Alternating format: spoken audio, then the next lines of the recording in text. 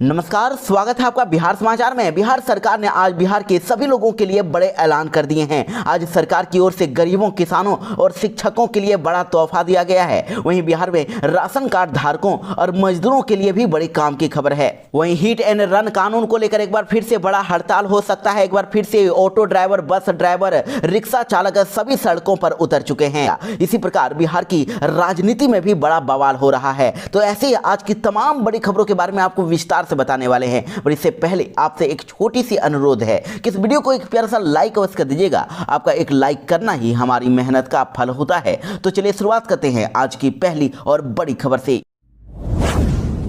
बिहार में एक बार फिर से हिट एंड रन कानून को लेकर बवाल मचना शुरू हो गया है। एक बार फिर से इस कानून के विरोध में सभी ड्राइवरों ने सड़कों पर उतरकर अब व्यापक आंदोलन की सरकार को चेतावनी दे दी है। जी देखिए, पटना से बड़ी खबर है। हिट एंड रन कानून के नए कानून के खिलाफ अब all India road transport workers federation ने बैनर लेकर अब विरोध मार्च निकाल दिया है, जिसमें ऑटो संघ, ई रिक्शा संघ, कैब संघ और अन्य ड्राइवर सभी शामिल हो चुके हैं। और इस कानून को जल्द से जल्द खत्म करने की उन्होंने मांग कर दी है। और इस कानून का नाम उन्होंने दिया है जनता फांसी, और कहा है कि सरकार जल्द से जल्द इस कानून को निरस्त करें और जब तक हमारी मांगों को पूरा नहीं किया जाता है ये आंदोलन जारी रहेगा। और ये आंदोलन तो कुछ भी नहीं है, इससे भी बड़ा राज्यव्यापी आंदोलन होगा। पूरे देश में आंदोलन किया जाएगा और जो भी समस्या इस दौरान आएगी इसकी सारी जवाबदेही भारत सरकार की होगी।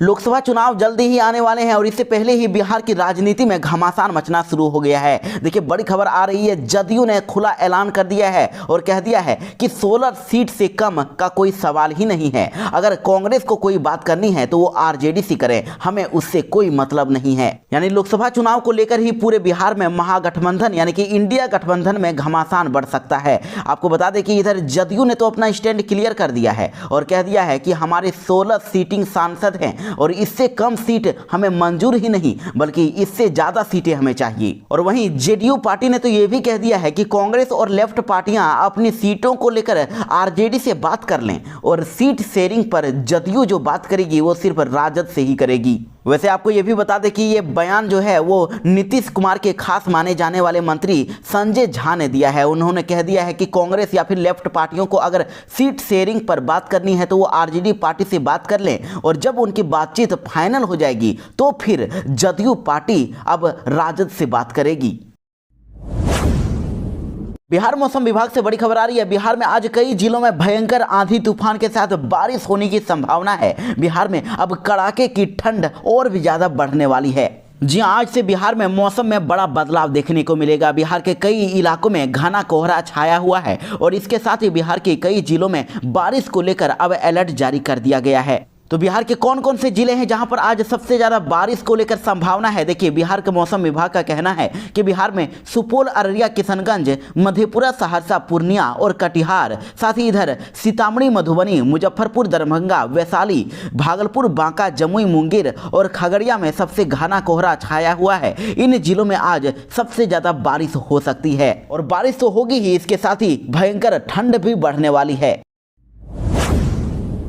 बिहार के डीलर अब अनिश्चितकालीन हड़ताल पर उतर गए हैं। 55,000 डीलरों ने अपने मानदेय को बढ़ाने को लेकर सरकार को चेतावनी दे दी है। जी हाँ, देखिए, बिहार शरीफ के श्रम कल्याण केंद्र के मैदान में नालंदा जिला फेयर प्राइस डीलर्स के अंतर्गत बिहार शरीफ नगर और बिहार शरीफ प्रखंड के जन वितरण विक्रेताओं ने यानी डीलरों ने अब बैठक करके वेतन को बढ़ाने को लेकर सरकार से मांग कर दी है। 55,000 जन वितरण विक्रेता अनिश्चितकालीन हड़ताल पर उतर गए हैं और उनका कहना है कि हमारे मानदेय को 30,000 रुपए प्रति महीना कर दिया जाए। और इसके साथ ही उन्होंने ये भी मांग कर दी है कि 300 रुपया प्रति क्विंटल डीलर मार्जिन मनी भी हमें दिया जाए। और इसी प्रकार 8 सूत्री मांगों को लेकर वो अब हड़ताल पर उतर गए हैं। उन्होंने सीधा सीधी सरकार को कह दिया है कि जब तक हमारी मांगें पूरी नहीं होगी हम अनिश्चितकालीन हड़ताल पर डटे रहेंगे।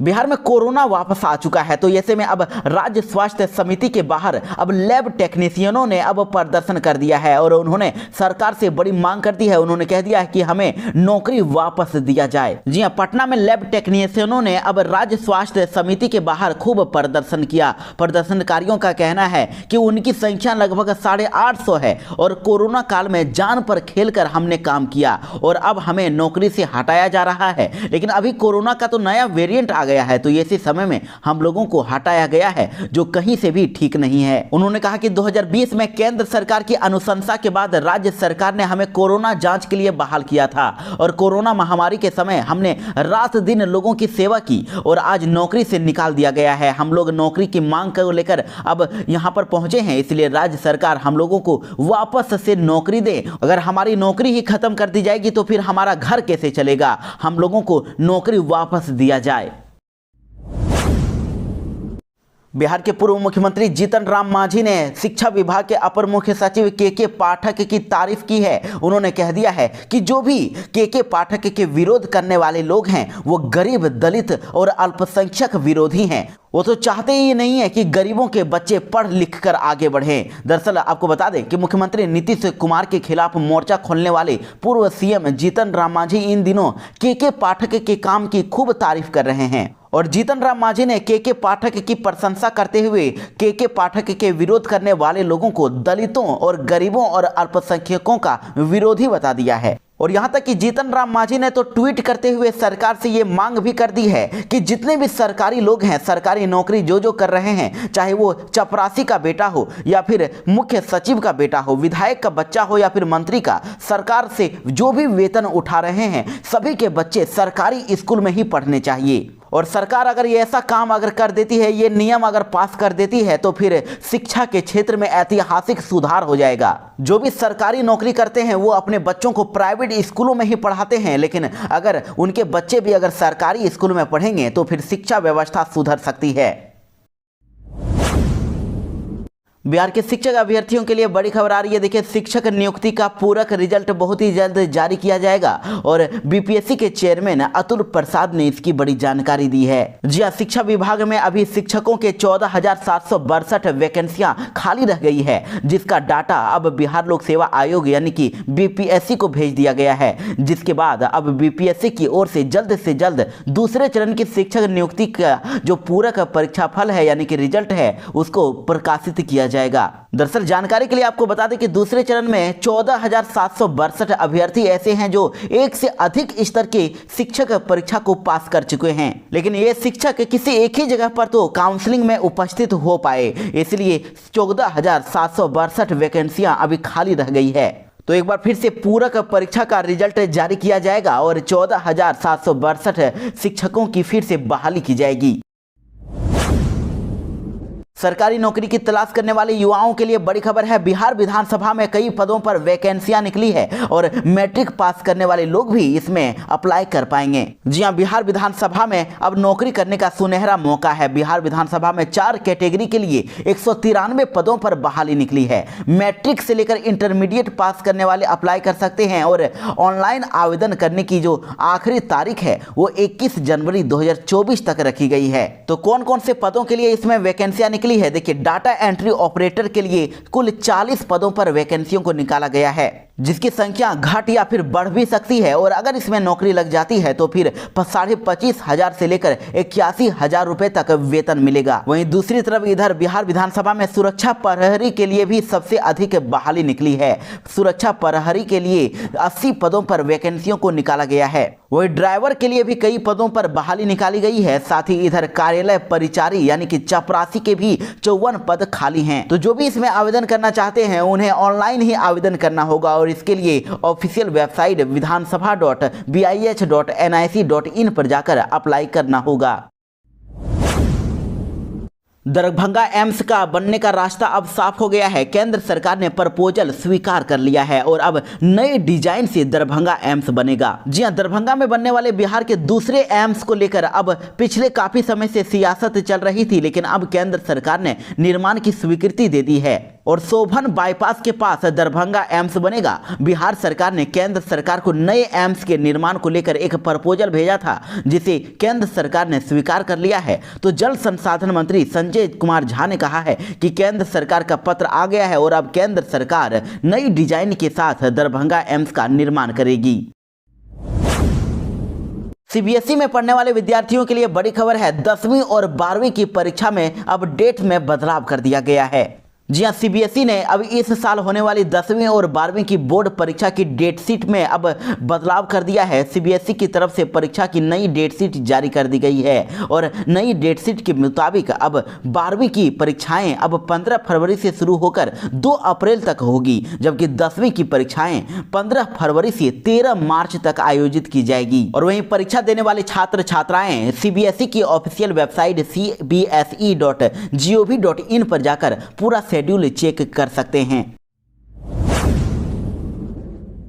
बिहार में कोरोना का खतरा एक बार फिर से बढ़ता हुआ नजर आ रहा है। एक बार फिर से कोरोना डराने लगा है। जी हां, गया में भी अब एक विदेशी नागरिक के साथ 2 कोरोना संक्रमितों की पहचान हुई है और अभी तक पूरे बिहार में 11 एक्टिव मरीज सामने आ चुके हैं। जी हां, बिहार ही नहीं पूरे देश में एक बार फिर से कोरोना मरीजों की संख्या लगातार बढ़ती ही जा रही है। ऐसा लग रहा है कि एक बार फिर से कोरोना अपना कहर ढाएगा। जी हां, देखिए बिहार में एक बार फिर से 2 लोगों की रिपोर्ट पॉजिटिव आई है, जिसमें से एक व्यक्ति म्यांमार देश का निवासी है और वह पिछले 1 जनवरी को ही बोधगया बौद्ध धर्म गुरु दलाई लामा के टीचिंग कार्यक्रम में शामिल होने के लिए आया था और वह टीचिंग समाप्त होते ही 3 जनवरी को म्यांमार वापस लौट गया। तो अब इस विदेशी यात्री कहां पर ठहरा था आदि की जांच में अब स्वास्थ्य विभाग जुट गया है। इसलिए अब पूरे बिहार के लोगों को अब सावधान हो जाना चाहिए। कोरोना के लगातार मामले बढ़ने के बाद अब स्वास्थ्य विभाग भी अलर्ट हो गया है और बिहार में एक्टिव मरीजों की संख्या बढ़कर अब 11 तक पहुंच गई है।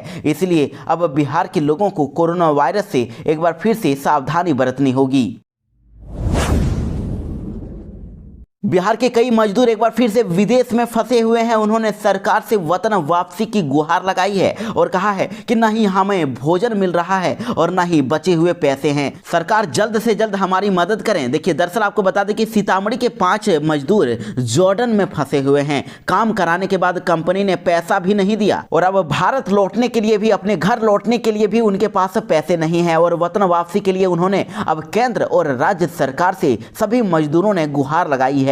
सरकार से उन्होंने मदद की गुहार लगाते हुए एक वीडियो पोस्ट किया है जो अभी सोशल मीडिया पर खूब वायरल हो रहा है, जिसमें मजदूर रोते हुए वतन लौटने की इच्छा बता रहे हैं। सभी मजदूरों के सामने अभी भूखमरी की स्थिति उत्पन्न हो गई है। उन्हें वहां ना तो खाना मिल रहा है और ना ही पीने के लिए पानी नसीब हो रहा है। 1 भी रुपया उनके पास नहीं बचा है। वैसे खबर के मुताबिक जॉर्डन में भारत के 120 मजदूर फंसे हुए हैं और बिहार के भी 5 मजदूर हैं जो सीतामढ़ी जिले के हैं। उन्होंने कहा है कि 2 महीने से यहां फैक्ट्री बंद हो गई है, जिसके कारण उन्हें रहने और खाने में काफी दिक्कत हो रही है और यहां की पुलिस भी उन पर काफी जुल्म ढा रही है। मजदूरों की पिटाई की जा रही है और इसीलिए वे अपने घर भारत लौटना चाहते हैं।